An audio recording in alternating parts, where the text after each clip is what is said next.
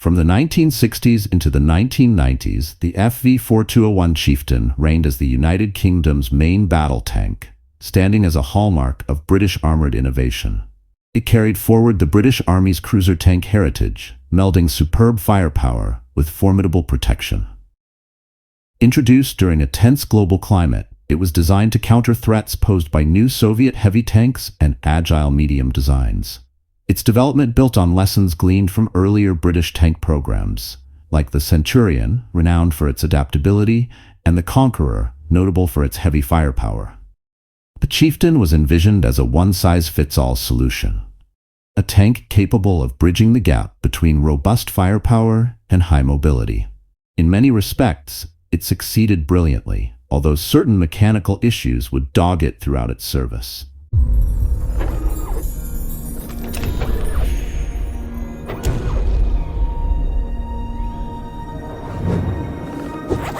Roots in Centurion and Conqueror before the Chieftain, the British Army relied on the Centurion, widely considered one of the most successful post-World War II tank designs, and the Conqueror, a heavy tank armed with a 120mm gun meant to tackle Soviet heavy armor at distance. As the Cold War escalated, there was an urgent need for a single tank model that combined the Conqueror's devastating gun with the Centurion's proven agility. By the mid-50s, British designers embarked on extensive research, conceptualizing everything from unusual one-man tank prototypes to advanced autoloader systems. However, the decision eventually landed on a more practical, evolutionary path, a design that could mount a high-velocity 120mm gun with bagged charge ammunition. This led to a series of prototypes under Leyland, a key player in tank engineering. They tested new turret shapes, driver positions, and hull angles, culminating in the FV4202 40-ton Centurion, which served as a testbed for what would become the Chieftain's distinctive turret. The design specification emphasized strong defensive capability and the ability to engage targets effectively from hull-down positions, essential in the tactics of the day. After lengthy trials and refinements, the Chieftain was accepted into service in the early 1960s, sloped hull and reclined driver. One of the most eye-catching features of the Chieftain was its aggressively sloped hull. This slope dramatically increased the effective thickness of the armor, providing an advantage against incoming rounds. The driver's compartment was also revolutionary for British tanks. Instead of the traditional upright seating position, the Chieftain's driver lay in a near-reclining posture. This allowed the designers to keep the front hull height low, boosting its defensive profile. Despite the unusual arrangement, many drivers grew to appreciate the concept, though it came with a learning curve, especially when driving over uneven terrain. Armor thickness at the front could measure around 7.7 inches of rolled homogeneous steel. With its steep angles, the effective protection shot up to over 15 inches along the line of sight. The turret was likewise well protected, featuring nearly the same thickness at the front. Early prototypes attempted to hide these ballistic shapes by covering the mantlet area with canvas screens and placing a metal box on the glacis. Secrecy remained paramount. Rival nations were closely watching any leap in tank armor technology. Engineering ambitions. The Leyland L60 engine. If there was one point of persistent contention for the Chieftain, it was its power plant. NATO standards in the late 1950s favored multi-fuel engines that could operate on a variety of fuels, from diesel to jet fuel. Leyland responded with the L60, a two-stroke opposed piston unit. In theory, it was a breakthrough, compact, versatile, and suitable for multiple fuel types. In practice, it never quite lived up to expectations, at least in its early forms. Some soldiers famously quipped that the Chieftain was superb, provided it broke down in a tactically advantageous position. Cooling problems, vibration issues, and frequent leaks marred initial deployments. Engine power also lagged behind competing designs, creating a suboptimal power-to-weight ratio once the Chieftain's armor and systems were fully loaded. Over time, incremental improvements were introduced. Sealing solutions to prevent coolant leaks, better fan drives, and stronger cylinder linings. Engine output gradually climbed from around 450 horsepower to closer to 750 horsepower. boosting road speed to around 27 miles per hour. But off-road performance remained limited compared to some contemporaries. Layout and fire control. Inside the turret, the crew arrangement followed a traditional pattern, with the loader on the left side and the gunner to the right of the main gun. The commander sat behind the gunner, positioned for a commanding view of the battlefield. Early production models featured a large searchlight with infrared capabilities on the turret's left side, enclosed in an armored housing. This allowed the tank to illuminate targets at night, though it wasn't long before more sophisticated thermal imaging systems emerged. Initially, the Chieftain used a unique ranging system, a 50 caliber machine gun paired with the main gun for range finding. Gunners would fire a burst of tracer rounds, watch their impact, and adjust the main gun accordingly.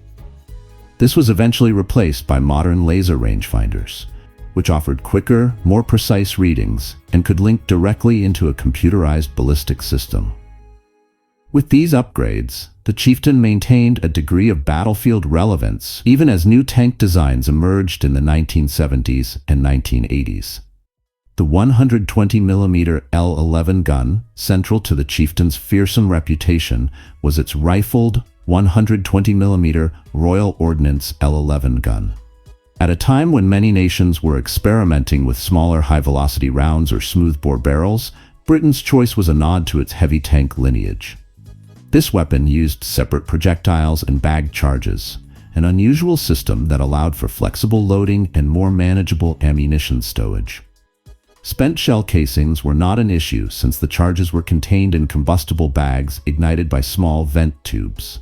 The breech design included an automatic mechanism to feed these vent tubes from a magazine of 10. Crew safety was a paramount concern. The ammunition storage included a water glycol jacket around the charges, known as wet stowage, to mitigate the risk of catastrophic fires if the fighting compartment was penetrated. With good coordination between gunner and loader, the Chieftain could achieve an impressive rate of fire, often faster than some tanks using single-piece ammunition. Common rounds included high-explosive squash-head (HH), armor-piercing discarding sabot (APDS), and later developments to tackle modern threats. Combat deployments and global users. British Army of the Rhine. For the United Kingdom, the Chieftain was central to the British Army of the Rhine. Stationed in West Germany, these units prepared for a potential clash with Warsaw Pact forces. With thick armor and potent firepower, the Chieftains were seen as linchpins in defensive operations along the North German plain. Although overshadowed by new tank models like the Challenger later on, the Chieftain's presence was a significant part of NATO's Cold War strategy. Middle Eastern adventures. Export success quickly followed, especially in the Middle East. Iran made large purchases before its 1979 revolution, acquiring hundreds of Chieftains along with specialized support vehicles and bridging units. Kuwait and other Gulf states also looked to this British design for their armored forces. However, real-world combat scenarios revealed the Chieftain's strengths and weaknesses in dramatic fashion. During the Iran-Iraq War, 1980 to 1988, the Chieftain saw extensive action. Some accounts highlight its impressive protection and firepower. Others note engine reliability issues and the challenges posed by harsh desert terrain. The tall sand dunes and scorching heat tested the Chieftain's engine and suspension to their limits. Over time, Iran upgraded and refitted its surviving Chieftains, even creating an indigenous version called the Mobaraz.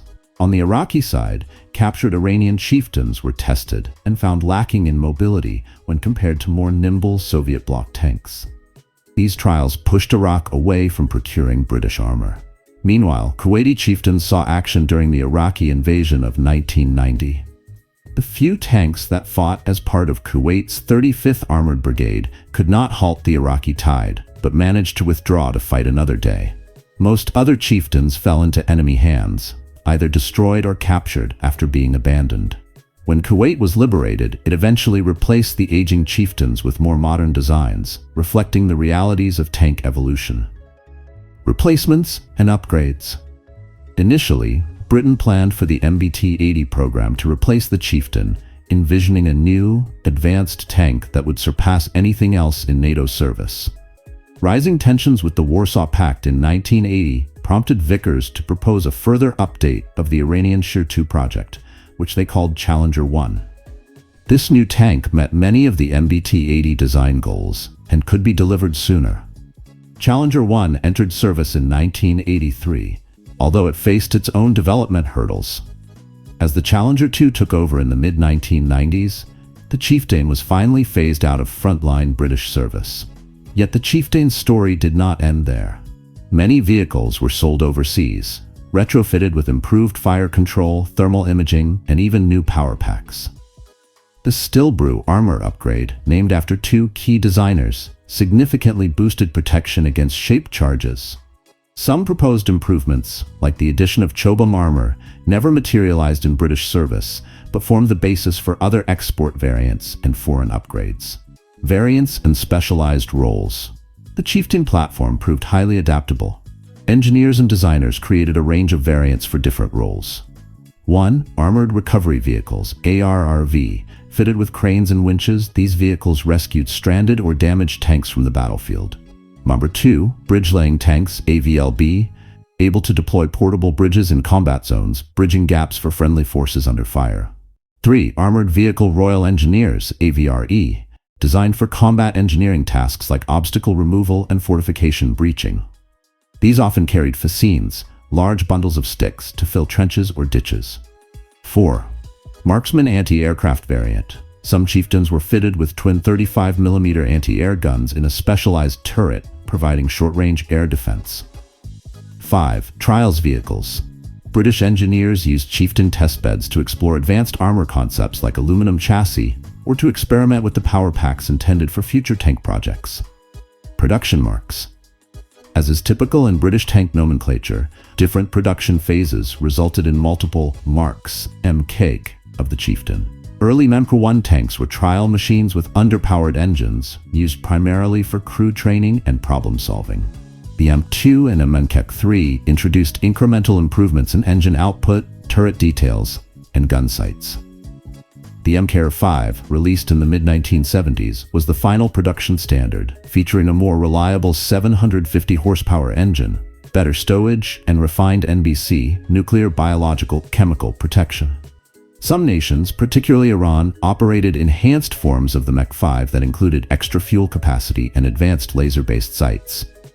When Britain launched major modernization programs in the 1970s, Totem Pole, Dark Morn, and Sundance, to name a few, previous marks were refitted to newer standards, culminating in designations like Mk 6, Mk 7, Mk 8, and beyond. The pinnacle of these efforts was the addition of Stillbrew armor on the Mk 10, Mk 11, and Mk 12, boosting survivability on an already robust platform. Export variants, Shir and Khalid. One of the most significant foreign deals was with Iran, which ordered the FV4030 series, essentially upgraded Chieftains with new sights, improved engines, and advanced armor. The Shir 1 and Shir 2 designs emerged from British factories in the late 1970s. When the Iranian Revolution in 1979 halted those orders, Britain redirected the project's fruits into the Challenger tank program. Jordan, on the other hand, adopted a version of Shir 1 called Khalid, with about 274 delivered in the early 1980s. Khalid borrowed heavily from the Chieftain's core design, but it included a Rolls-Royce power pack that gave it more reliable performance than early Chieftain engines. It also featured a modern fire control system. Over time, Jordan added air conditioning and other comfort features for crews operating in scorching desert environments. Tanker's perspective and crew experiences.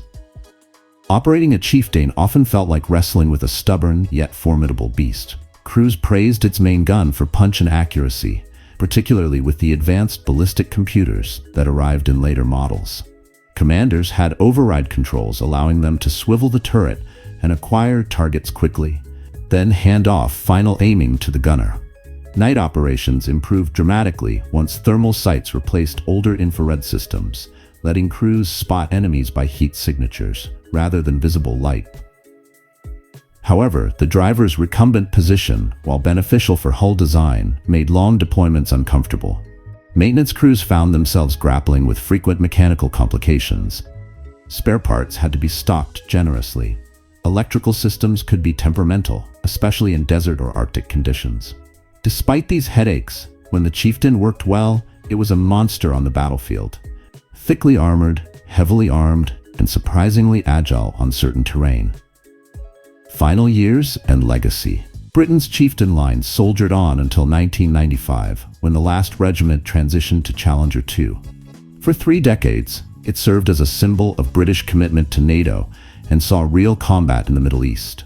Its heritage influenced subsequent tank designs in the UK and abroad, whether through direct technology transfers or lessons learned about engine design, turret ergonomics, or modular armor. Today, some Chieftains remain active in nations like Iran and Oman, albeit in heavily upgraded forms. Others linger in storage yards or serve as static exhibits in museums. The vast, wedge-shaped turret of the Chieftain continues to capture the imaginations of tank enthusiasts worldwide. It stands as a testament to the post-war wave of tank innovation, bridging the gap between the classic designs of the 1950s and the cutting-edge main battle tanks of the modern age.